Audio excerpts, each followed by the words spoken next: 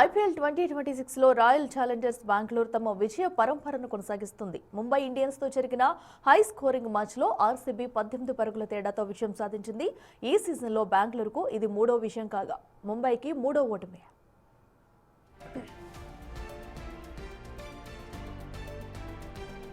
తొలుత బ్యాటింగ్ చేసిన బెంగళూరు నిర్ణీత 20 ఓవర్లలో 4 వికెట్ల నష్టానికి 240 పరుగులు భారీ స్కోరు సాధించింది.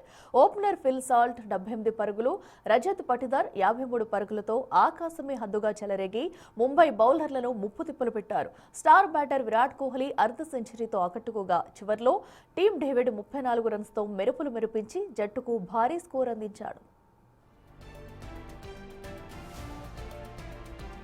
241 పరుగుల భారీ లక్ష్యంతో బరిలోకి దిగిన ముంబై ఇండియన్స్ 5 వికెట్లు కోల్పోయి 222 పరుగులు చేసింది. ముంబై బ్యాటర్లలో రుదర్ఫోర్డ్ కేవలం 31 బంతుల్లో 9 సిక్సర్లతో 71 పరుగుల విధ్వంసం సృష్టించి జట్టును గెలిపించేందుకు చివరి వరకు పోరాడాడు.